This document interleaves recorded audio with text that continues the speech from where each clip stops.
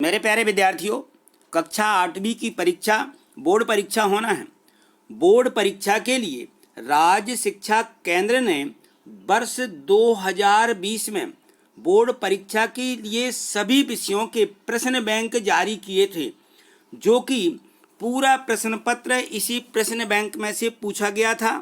तो इस वर्ष भी जो है कक्षा 8वीं की परीक्षा बोर्ड परीक्षा है, इसलिए इस प्रश्न बैंक में से प्रश्न पत्र आएगा। इसलिए मैं आज आपको ये कक्षा 8वीं की गणित का प्रश्न बैंक लेकर के आया हूँ। देखिए, हम देखते हैं इन प्रश्न बैंकों में किस प्रकार के प्रश्न पूछे गए हैं, उनको ही हमें तैयारी करना है।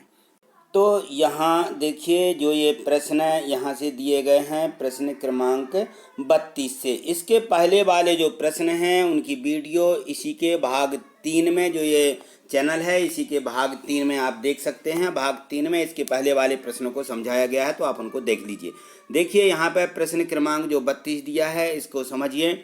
इसमें लिखा है कि दो परिमेय संख्याओं ए तथा बी के ठीक मध्य की परिमेय संख्या क्या होगी। तो इसका जो ए और बी, हमें दो संख्याएं दी गई हैं, यहाँ पे ए और बी लिखा है, तो इनकी जगह पे संख्या भी हो सकती हैं। तो ये हमारा सूत्र पूछा गया है कि दो संख्याओं के बीच की परिमेय संख्या ज्ञात करने का सूत्र क्या है। तो ये होता है दोनों संख्याओं का योग बटे 2, ए धन बी बटे 2, ये हो जाएगा। तो ये किस ऑप्शन में, किस विकल्प में दिया गया है, ये देखिए बी में दिया गया है। तो यहाँ हम बी लिख करके यहाँ उत्तर में लिख देंगे कि ए धन बी बटे 2। ठीक, अगला प्रश्न देखिए, प्रश्न क्रमांक जो 33 दिया गया है, इसमें लिखा है कि एक समचतुर्भुज की भुजा की माप 5 सेंटीमीटर है, तो समचतुर्भुज की परिमाप कितनी होगी। समचतुर्भुज है, समचतुर्भुज यानी जिसकी चारों भुजाएं बराबर हों, तो समचतुर्भुज इस प्रकार से बनेगा, इसकी चारों भुजाएं मान लीजिए बराबर हैं, सभी ए हैं, तो इसकी परिमाप कितनी होगी, ये चारों भुजाओं का योग, चारों तरफ की ये दूरी, तो 4 4 4 4 इस प्रकार से रहेंगी। या 5 5 दी गई है तो सभी 5 5 हो जाएंगी, तो हम क्या करेंगे, पांचों को जोड़ देंगे, तो 5 चौके 20 आ जाएगा, 5 चौका 20, ये इसकी परिमाप हो जाएगी। समचतुर्भुज की परिमाप 20 किस में दी गई है, देखिए सी वाले ये विकल्प में दी गई है। तो यहाँ हम लिख देंगे उत्तर में सी, और ऐसा लिख देंगे 20 सेंटीमीटर, ये इसकी समचतुर्भुज की परिमाप होगी। ठीक, अगला प्रश्न देखिए, ये देखिए, इसमें जो प्रश्न क्रमांक 34 दिया गया है, इसको देखिए। ये दिया है इसमें कि यदि किसी संख्या के इकाई का अंक 1 या 9 है, तो उस संख्या के वर्ग का इकाई का अंक होगा, यानी क्या होगा। तो ये देखिए, यदि हम संख्या जो दी गई है इसका वर्ग करते हैं, क्योंकि ये संख्या है उसकी इकाई का अंक 9 है, तो यहाँ पे यदि हम 1 का वर्ग करें तो 1 ही आएगा, और यदि 9 का वर्ग करते हैं तो क्या मिल जाएगा, 81 मिल जाएगा। अब हम यदि यहाँ देखें कि 1 के इकाई का अंक 1 ही होगा, और 9 के वर्ग के इकाई का अंक क्या होगा, 1 हो जाएगा। तो इस प्रकार से इसमें जो है संख्या 1 या 9 के वर्ग के इकाई का अंक 1 होगा। किसमें दिया, ये बी वाले विकल्प में दिया गया है। तो यहाँ हम लिख देंगे बी, और यहाँ उत्तर में लिख देंगे 1। तो मैं आशा करता हूँ कि ये वीडियो आपको, ये प्रश्न जो हैं इसके समझ में आ रहे होंगे। तो आप इस प्रकार से और आगे के प्रश्नों को आपको वीडियो को अंत तक देखना है, जिससे कि आपको सभी प्रश्न समझ में आ जाए। तो देखिए अगले प्रश्नों को, यहाँ देखिए प्रश्न क्रमांक 35 जो दिया गया है, इसमें है कि एक थैली में 8 सेव व 5 अनार हैं, बिना देखे एक फल निकालने पर सेव आने की प्रायिकता क्या होगी। अब देखिए, इसमें जो है सेव भी डले हुए हैं थैले में और 5 अनार भी डले हुए हैं, तो हमें करना क्या है कि सेव और अनार दोनों को जोड़ देना है। तो 8 और 5 जोड़ देंगे हम, तो कितना आ जाएगा, कुल इसमें जो फल डले हुए हैं वह फलों की संख्या 13 हो जाएगी। अब इसमें पूछा गया है कि सेव आने की प्रायिकता क्या होगी। अब सेव कितने हैं, 8 हैं, तो 8 में से यानी आ सकते हैं, तो हम यहाँ पे जो इसकी प्रायिकता है 8 सेव हैं, तो हम लिख देंगे कि 8 बटे 13, ये सेव आने की प्रायिकता है। जब कभी भी इस प्रकार के प्रश्न पूछे जाते हैं तो आपको प्रायिकता बराबर लिख देना है कि कुल जो उसमें संख्या दी गई है उस संख्या के बटे कुल संख्या। ठीक, तो इस प्रकार से हमें इसको लिख देना है 8/13। और ये किस विकल्प में दिया गया? विकल्प डी में दिया गया है, तो हम यहाँ लिख देंगे डी और लिख देंगे 8/13। इस प्रकार से इसको लिखेंगे। ठीक, अगला प्रश्न देखिए।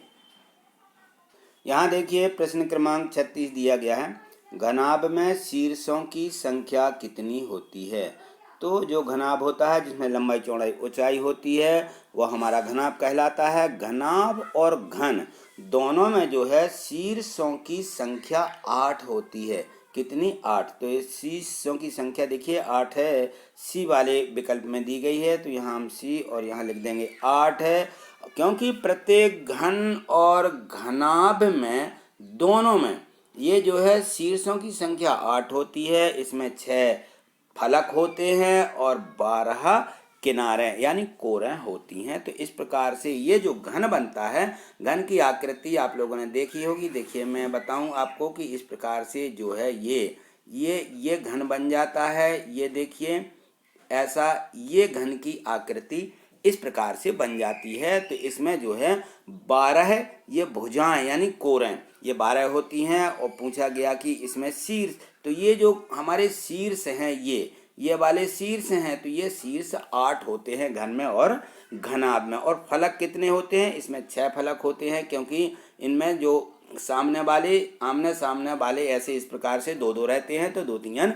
6, इसमें 6 फलक हो जाते हैं। जैसे मान लीजिए हम कोई बॉक्स लेते हैं, उस बॉक्स के आप पूरे फेसों को फलकों को गिन सकते हैं।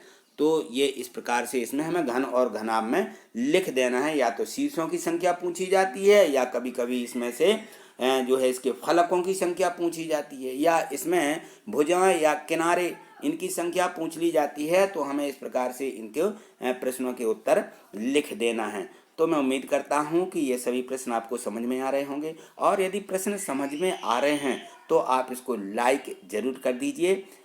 देखिए आपके लाइक करने से आगे के जो हैं और वीडियो आपको समझ में आएंगी, देखने के लिए भी मिल जाएंगी। तो आपके जो दोस्त हैं उनको शेयर भी कर सकते हैं। और यदि आप चैनल पर नए हैं तो आप सब्सक्राइब करके हमसे जुड़ जाइए, जिससे कि आपको हमारे जो वीडियो हैं आपको मिलते रहेंगे। और जो बेल आइकन नोटिफिकेशन जो घंटी रहती है उसको भी प्रेस कर लीजिए, जिससे कि सभी नोटिफिकेशन सभी वीडियो आपको मिलती रहें। तो देखिए हम अगले प्रश्नों को देखते हैं, क्योंकि सभी प्रश्न जो हैं आपको वीडियो को अंत तक देखना है, तभी आपको सभी प्रश्न समझ में आएंगे।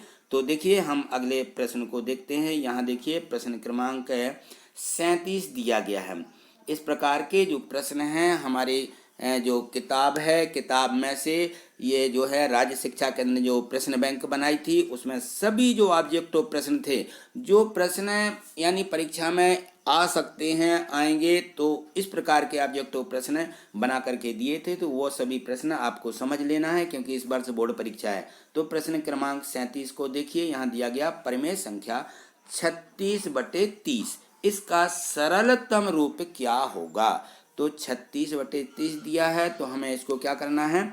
36 में 30 से भाग तो लगाना है, लेकिन हमें समान संख्या से इसको काट देना है। या तो आप सीधे काट सकते हैं कि देखिए 36 है और जो 30 है इसमें 6 का भाग चला जाएगा, तो हम ऐसा काट सकते हैं कि 6 पंचे 30 और 6 6 36, क्या आ जाएगा? 6/5। ये इसका सरलतम रूप होगा। अब 6/5 को किसी भी संख्या से नहीं काटा जा सकता है, तो ये 6/5 जो है ये 36/30 का सरलतम रूप होगा। तो 6/5 किस में दिया? ये दिया गया है हमारे ए वाले विकल्प में 6/5। यहाँ हम लिख देंगे उत्तर में 6/5। यदि मान लीजिए हमने 36/30 सीधे काट लिया है, तो आप यहाँ पे जो 36/30 लिखा हुआ है, आप इसको 2 से भी काट सकते हैं। पहले 2 का भाग दीजिए, तो 2 का भाग चला जाएगा 2 15, और यहाँ पे 2 का 2 एकम 2 और बच जाएगी 1 2 8 16। फिर इनको काटिए, तो फिर ये 3 से कट जाएंगे, 3 से काट दीजिए, 3 5 15 और 3 18। तो आप इस प्रकार से अलग अलग है 2 से फिर 3 से, या जिसका भाग जाता है 5 का जाए, तो ऐसी संख्याओं को हम क्रमशः अभाज्य संख्याओं का भाग देते जाते हैं, और वो जो है लास्ट संख्या हमारी जो बच जाती है, जब किसी संख्या का दोनों में भाग नहीं जाता है तो हम उसका क्या मान लेते हैं, वो सरलतम रूप होगा उस संख्या का। ठीक, तो अगला प्रश्न देखिए, इसमें आगे जो प्रश्न क्रमांक 38 दिया गया है, इसमें देखिए, इसमें पूछा गया है कि 3x पर 4 की घात और y, इसका संख्यात्मक गुणांक क्या है। तो देखिए यहाँ जो संख्या लिखी गई है ये सभी एक दूसरे के गुणांक में है। 3 गुणित x पर 4 की घात गुणित y, इसको हम 3x पर 4 की घात y ऐसा लिख देते हैं। तो अब इसमें संख्यात्मक गुणांक, तो आपको यहाँ दिख रहा होगा कि इसमें संख्या क्या है, 3 का गुणा है।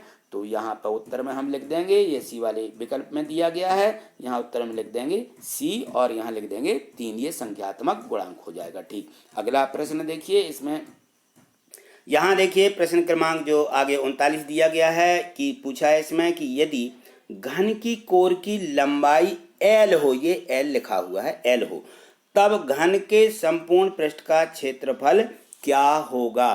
तो यहाँ पे घन दिया गया है, घन का संपूर्ण पृष्ठ पूछा गया है।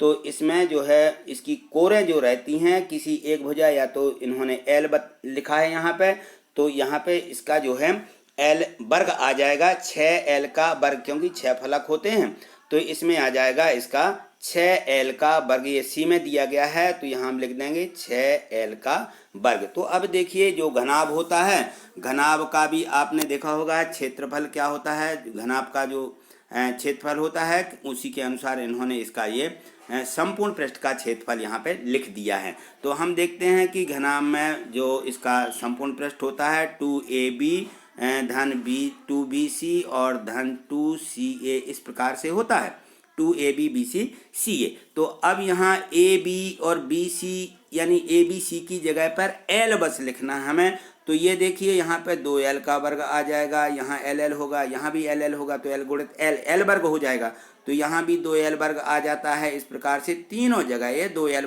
वर्ग है, ये हमारा घनाभ हो जाता है। तो इसको हम क्या करते हैं, जोड़ देते हैं, तो 2 4 6L का वर्ग, ये जो है घन का संपूर्ण पृष्ठ होता है और उसका क्षेत्रफल का ये सूत्र होता है। तो ये भी हमें इसको याद रखना है। तो मैं उम्मीद करता हूँ कि ये जो सभी प्रश्न हैं आपको समझ में आ गए होंगे। ये वीडियो आपको कैसी लगी कमेंट्स करके ज़रूर बताइएगा। यदि आपको प्रश्न समझ में आ रहे हैं तो आप वीडियो को लाइक भी कर लें, और यदि चैनल पर नए हैं तो आप निश्चित ही सब्सक्राइब करके हमसे जुड़ जाइए। देखिए यहाँ ये सब्सक्राइब है, तो ये सब्सक्राइब का जो है यहाँ पर देखिए रेड से लिखा रहता है, इसको क्लिक कर देते हैं, और इसके बाद ये नोटिफिकेशन जो ये घंटी आती है इसको भी क्लिक कर दें, ऑल को क्लिक कर लें। तो क्या होगा कि ये जो नोटिफिकेशन है आपको मिलती रहेंगी। देखिए ये लाइक का यहाँ पे ये सिंबल बना रहता है, लाइक करने पर इस प्रकार से हो जाता है। तो आप इसको यदि जुड़ना चाहते हैं तो सब्सक्राइब निश्चित करके हमसे जुड़ जाइए। तो आज इतना ही, मिलते हैं अगली वीडियो में। अगले और भी इसी प्रश्न बैंक के जो प्रश्न दिए गए हैं बहुत ही महत्वपूर्ण प्रश्न हैं। तो आज इतना ही, मिलते हैं अगली वीडियो में और भी इसी प्रश्न बैंक के बहुत ही महत्वपूर्ण प्रश्नों के साथ। तब तक के लिए नमस्कार।